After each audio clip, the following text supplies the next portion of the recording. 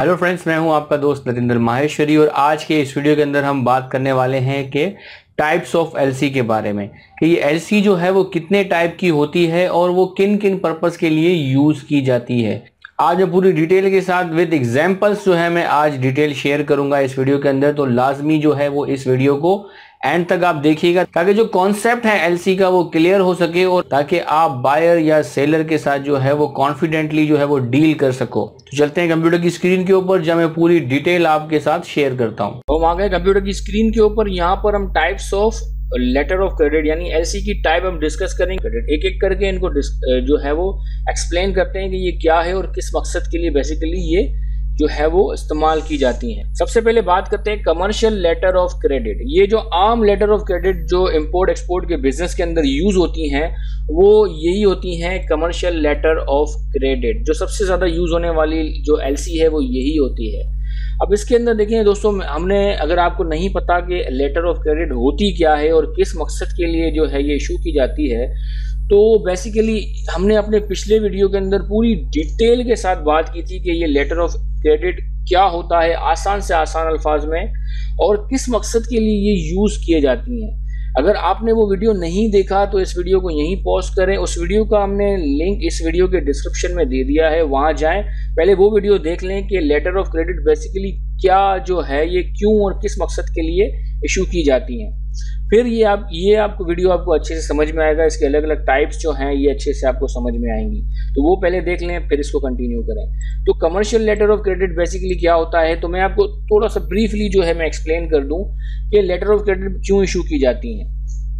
लेकिन जो सेलर होता है और जो बायर होता है उसके दरमियान तो देखिए एक एग्रीमेंट, रिटर्न एग्रीमेंट तय होता है कि भाई जो है सेलर जो है वो सामान देगा और बायर जो है उसको पेमेंट करेगा, और बीच में जो है इन्वॉल्व हो जाता है एज अ गारंटियर बैंक जो है वो इसके अंदर इन्वॉल्व होता है as a neutral third party के तौर पे वो एक यहाँ पे इन्वॉल्व हो जाता है। और बायर और सेलर के दरमियान जो एलसी के तौर पे एक रिटर्न एग्रीमेंट होता है, इसमें टर्म्स एंड कंडीशन लिखी जाती है, रिक्वायर्ड डॉक्यूमेंट लिखे जाते हैं। जो एक्सपोर्टर है यानी जो सेलर है, जो वो तमाम टर्म्स एंड कंडीशन और डॉक्यूमेंट अगर वो पूरे करेगा और वो डॉक्यूमेंट जो है बैंक में भेजेगा बायर की, तो बायर का बैंक वो तमाम चीज़ें देखने के बाद पेमेंट कर देगा। तो बेसिकली यही होती है कमर्शियल लेटर ऑफ क्रेडिट।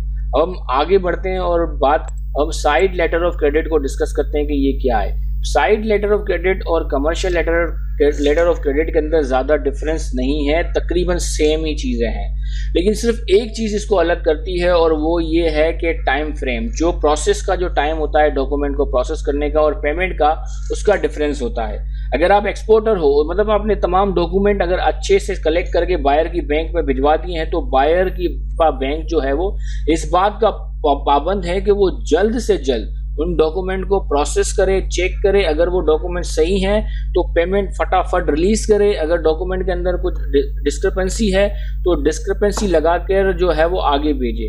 मतलब जो प्रोसेस टाइम होता है वो बड़ा तेज होता है, सुपर फास्ट होता है साइड लेटर ऑफ क्रेडिट के अंदर। कमर्शियल के अंदर जो है कुछ डिले हो सकता है, लेकिन साइड लेटर ऑफ क्रेडिट के अंदर बैंक डिले नहीं करती। अमूमन जो है 5-6 दिन और मैक्सिमम 15 दिन तक जो है वो पेमेंटें आ जाती हैं इसके अंदर। ये बैंक टू बैंक वेरी करता है, हर बैंक का अलग प्रोसेस है, लेकिन साइड लेटर ऑफ क्रेडिट के अंदर प्रोसेस टाइम बहुत तेज होता है। तो जब ये एक्सपोर्टरों के लिए बड़ा अच्छा है, अगर आप एक्सपोर्टर हो तो आप साइड लेटर ऑफ क्रेडिट के अंदर ही डील करें। अब हम बात करते हैं नेक्स्ट के ऊपर, standby letter of credit. ये standby letter of credit क्या होता है? अब जैसे हमने इन दोनों की बात की, कमर्शियल और साइड एलसी की, इसके अंदर ये कि कोई एक्ट होगा यानी कोई चीज़ होगी तो ये एक्टिवेट, जो ये एलसी ये एक्टिवेट होगी। यानी एक्सपोर्टर जो है वो माल यहाँ से भेजेगा, डॉक्यूमेंट कलेक्ट करेगा, बैंक में देगा, तभी जाके बैंक वो चेक करेगी और उसकी पेमेंट रिलीज करेगी। लेकिन जो standby letter of credit है, ये अब standby letter of credit है, इससे थोड़ा सा उल्टा होता है कि भाई इसके अंदर अगर कोई चीज़ नहीं की और ना करने से मुझे नुकसान हुआ तो उसका मुआवजा आप करोगे। अब देखिए, सेलर और बायर के दरमियान एक एग्रीमेंट होता है। बायर जो ये एग्री करता है भाई मैं आपसे माल खरीदूंगा, और सेलर को बोलता है कि आप जो है मुझे गारंटी दोगे कि आप मुझे ये माल दोगे। अगर आपने माल नहीं दिया और मुझे नुकसान हुआ उससे तो उसके जिम्मेदार आप होंगे। सेलर जो है वो जाता है बैंक में और बैंक को कहता है कि भाई मुझे standby letter of credit मुझे इशू करके दे दें। अब standby letter of credit basically उस मकसद के लिए यूज होती है। अब ये बायर जो है ये उसको ये राइट मिल जाता है कि अगर सेलर जो भी एक्ट उन दोनों के दरमियान तय हुआ है, सर्विसेज हैं या कोई प्रोडक्ट उसने देने को, मतलब कोई भी काम करने को अगर उसने बायर ने सेलर को कहा है करने का और सेलर वो नहीं करता वो काम, तो बायर जो है वो उसका क्लेम कर सकता है कि भाई ये वाला काम हमारे दोनों के दरमियान तय हुआ था, या ये सर्विसेज जो है इसने प्रोवाइड करने को बोली थी, या इसने मुझे सर्विसेज प्रोवाइड नहीं की, या जो सर्विस इसने प्रोवाइड की या प्रोडक्ट मुझे इसने प्रोवाइड किया ये एक दर्जे का घटिया प्रोडक्ट था, बिल्कुल बेकार प्रोडक्ट था, मैं इससे सेटिस्फाई नहीं हूँ इनकी सर्विसेज से या इनके प्रोडक्ट से, तो मुझे जो है मुआवजा चाहिए, क्लेम चाहिए। तब उस कंडीशन के अंदर जो है बायर को ये तमाम चीज़ें प्रूफ करनी होंगी। बायर अगर प्रूफ कर लेता है तो उसका वो मुआवजा ले सकता है as a standby letter of credit के थ्रू, बैंक से जो इसका मुआवजा ले सकता है।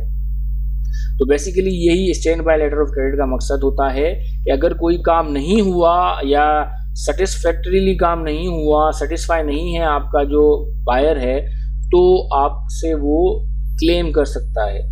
इसका मकसद standby letter of credit का बेसिकली ये है। अब कंफर्म लेटर ऑफ क्रेडिट को अगर हम डिस्क्राइब करें कि इसका क्या मकसद होता है, कंफर्म लेटर ऑफ क्रेडिट।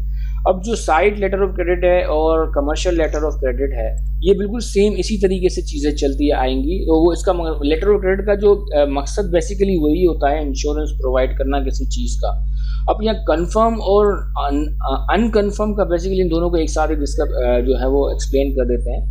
तो कंफर्म एलसी का मकसद क्या होता है और अनकन्फर्म एलसी का क्या मकसद होता है। अब बाहर से जो एलसी हमारे पास आती है, जिस भी बैंक की आती है, फर्स्ट कर लेते कहीं चाइनीज से आप जो है डील कर रहे हो, चाइना से जो है किसी बैंक से एलसी आपके पास आ गई है। अब आपको भरोसा नहीं है उस बैंक के ऊपर, आपको भरोसा नहीं है उस बैंक की कोई अच्छी रेपुटेशन नहीं है मार्केट के अंदर, तो आज आप उस पर ट्रस्ट कर सको, तो आप जो है अपनी बैंक जो यहाँ पे लोकल बैंक है उसको आप बोलोगे कि भाई इस एलसी को आप मुझे कंफर्म करके, जो आपकी जो लोकल बैंक है जहाँ पे आपकी कंपनी का अकाउंट है वो बैंक जो है उसको कंफर्म करेगी। वो जाहिर सी बात है अपनी तरफ से जो है वो उसको बैंक को, जो भी बैंक है उसको ये वेरीफाई करेगी, चेक करेगी, और अपने जो सर्विस चार्जेस वगैरह भी हैं वो भी लेगी, जाहिर सी बात है।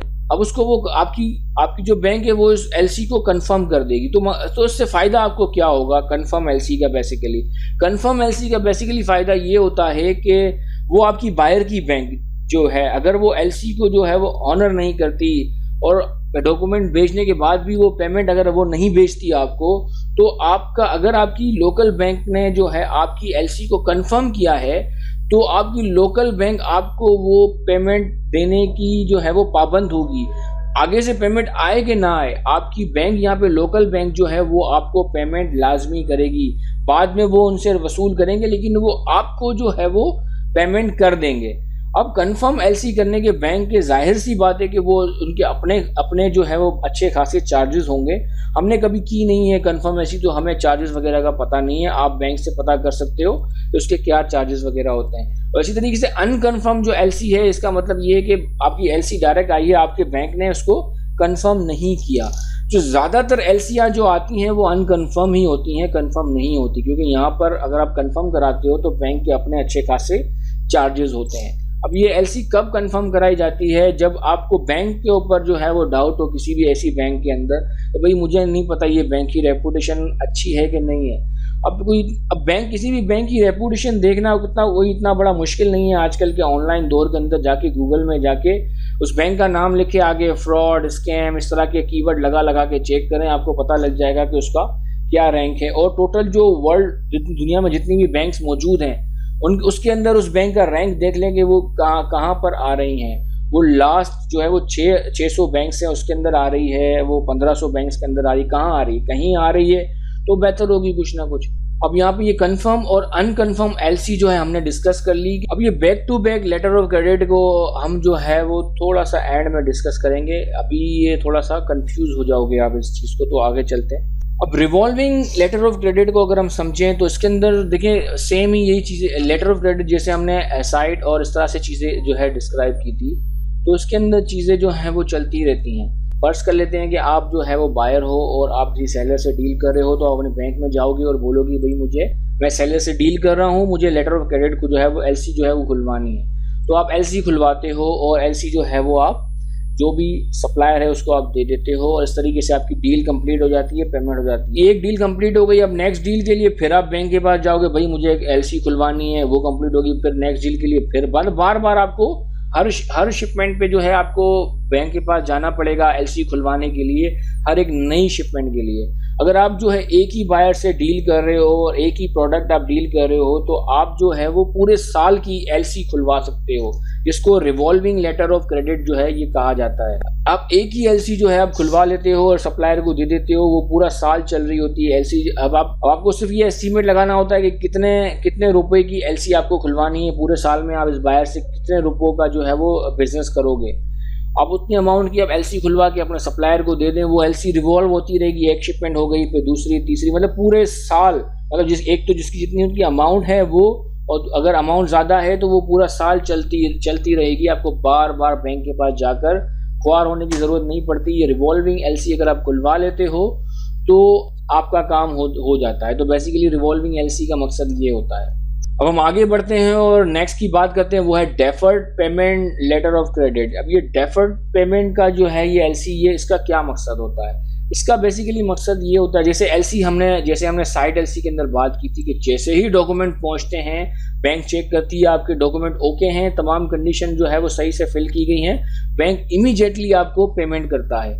और डेफर्ड पेमेंट जो है इसके अंदर बेसिकली क्या डिफरेंस होता है? इसके अंदर डिफरेंस ये होता है कि बैंक जो है वो डॉक्यूमेंट तमाम पूरे होने के बाद, टर्म्स एंड कंडीशन करने के बावजूद भी पेमेंट आपको नहीं करता। उसके अंदर कुछ डे जो है वो डे सेलेक्ट होते हैं कि आप जो है पेमेंट कब दोगे।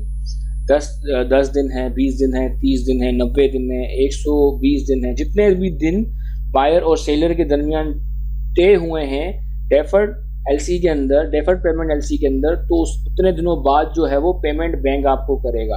तो डेफर्ड लेटर ऑफ क्रेडिट का बेसिकली मतलब कि ये उधार दे रहे हो आप, आसान अल्फाज में अगर हम कहें कि उधार दे रहे हो ज़मानत के साथ कि मेरे पैसे मिलेंगे। समझ रहे हैं आप कि बैंक गारंटी दे रहा है कि जो भी एग्रीमेंट हुआ है कि भाई 30 दिन या 40 दिन है, कि 40 दिन के बाद ये बंदा आपको पेमेंट कर देगा। तो इस तरीके से जो है ये डेफर्ड पेमेंट वर्क करती है। अब हम बात करें red clause letter of credit के अंदर। अब red clause letter of credit जो भी हमने समझा है थोड़ा बहुत, वो मैं आपको समझा देता हूँ। अब red clause letter of credit के अंदर बेसिकली जो बायर है वो सेलर को कुछ लोन देता है। अब सेलर कहता है कि भाई मेरे पास जो है वो मेरा बजट जो है बड़ा लिमिटेड है, मुझे पैसों की ज़रूरत है ताकि मैं जो है प्रोडक्ट है उसको मैन्युफैक्चर करके आप तक वो पहुंचा सकूं। तो जो बायर है वो red clause letter of credit के थ्रू जो है वो कुछ लोन दे देता है जो है वो सेलर को, जो है उसको सामान कंप्लीट करने में मदद करता है। और जो आखिरी फाइनल पेमेंट जो है वो जाहिर सी बात है उसमें से वो कट के उसको मिलता है। अब बात करें इररिवोकेबल लेटर ऑफ क्रेडिट की और रिवोकेबल लेटर ऑफ क्रेडिट की, ये क्या होता है? अब लेटर ऑफ क्रेडिट के अंदर पार्टीज होती हैं, एक बायर होता है, एक सेलर होता है, एजेंट भी हो सकता है, और भी पार्टियां इसके अंदर जो है वो नोटिफाई पार्टी, ये सब चीज़ें इसके अंदर आती हैं। ये तो कन्फ्यूज होंगे आप, इन तमाम चीज़ों को खिचड़ी बन जाएगी। तो अभी हम सिर्फ अज्यूम कर लेते हैं कि दो ही पार्टियां हैं, एक बायर है एक सेलर है, तो इन दोनों के दरमियान एक एग्रीमेंट होता है, रिटर्न एग्रीमेंट, दोनों का नाम लिखा जाता है। तो जो इररिवोकेबल लेटर ऑफ क्रेडिट है उसके अंदर जो बेनिफिशियरी है, बेनिफिशियरी कौन होता है? बेनिफिशियरी जो है सेलर है, जो माल बेच रहा है, यानी एक्सपोर्टर जो है बेनिफिशियरी होता है। तो इररिवोकेबल लेटर ऑफ क्रेडिट के अंदर जो बेनिफिशियरी है उसका नाम आप उसकी मर्जी के बगैर नहीं निकाल सकते उस एलसी के अंदर। अगर जो इम्पोर्टर है यानी बायर है वो एलसी के अंदर जो नाम चेंज करना चाह रहा है, किसी पार्टी का ऐड करना चाह रहा है या चेंज करना चाह रहा है, तो इररिवोकेबल एलसी के अंदर वो बायर की कंसर्न के बगैर ऐसा नहीं कर सकता। यानी बैंक जो है, जो एक्सपोर्टर है, उसकी बैंक को जो है वो इन्फॉर्म करेगी, उससे एनओसी लेगी कि भाई आपको कोई एतराज़ तो नहीं है अगर हम इसके अंदर नाम चेंज कर देते हैं या कोई और पार्टी इसके अंदर ऐड करते हैं। आपकी बैंक यानी आप जब तक उनको एग्री नहीं करोगे, आप जो है अपनी लोकल बैंक है उसको रिटर्न अपने लेटर हेड के ऊपर लिख के दोगे कि भाई हाँ हमें कोई एतराज़ नहीं है कि ये अगर नाम चेंज कर देते हैं या कोई और इसके अंदर ऐड कर देते हैं, हमें कोई एतराज़ नहीं है, उसी कंडीशन के अंदर उस लेटर ऑफ क्रेडिट के अंदर अदो बदल की जा सकती है, अदरवाइज नहीं की जा सकती। अगर ये रिवोकेबल एलसी है तो फिर तो आपकी इजाज़त की ज़रूरत ही नहीं है बायर को, वो तो अपनी मर्जी से किसी को भी ऐड कर देगा। इसीलिए जितनी भी एलसी आजकल इशू की जाती हैं वो by default irrevocable letter of credit ही होती हैं, क्योंकि अगर revocable letter of credit issue की जाए तो फिर तो फ़ायदा ही नहीं है एलसी इशू करवाने का। आप ज़रा सोचें, अगर हम एलसी क्यों इशू करवाते हैं कि भाई हमें जो है गारंटी चाहिए होती है कि भाई हमारे पैसे जो हैं हमें मिलेंगे माल देते वक्त। अगर आपका बायर जो है वो नाम ही चेंज करवा दे बाद में आराम से आपको बताए बगैर, तो फिर तो बात ही ख़त्म हो गई, फिर तो एलसी का कॉन्सेप्ट ही ख़त्म हो गया। तो इररिवोकेबल, इसीलिए बाय डिफ़ॉल्ट तमाम एलसी जो इशू की जाती हैं वो इररिवोकेबल होती हैं, लेकिन आपने फिर भी बोलना है अपने बायर को कि हमें इररिवोकेबल एलसी चाहिए ताकि बाद में कोई इशू ना हो। दोस्तों ये तमाम चीज़ें आज हमने शेयर की इस वीडियो के अंदर, पूरी डिटेल मैंने आपको बताया कि भाई एलसी किस किस टाइप की होती है और वो किन मकसद के लिए यूज़ होती है। उम्मीद है ये तमाम चीज़ें आपको समझ में आई होंगी। अगर अभी भी आपको कुछ पूछना हो तो आप हमें कमेंट्स में पूछ सकते हो, हम जो है वो जल्द से जल्द उन कमेंट्स का रिप्लाई करने की जो है वो हम कोशिश करेंगे। और हाँ, जिन दोस्तों ने अगर अभी तक हमारे चैनल को सब्सक्राइब नहीं किया तो वो काइंडली हमारे चैनल को सब्सक्राइब कर ले ताकि मज़ीद इस तरह के इन्फॉर्मेटिव वीडियोस के नोटिफिकेशन उनको मिलते रहें।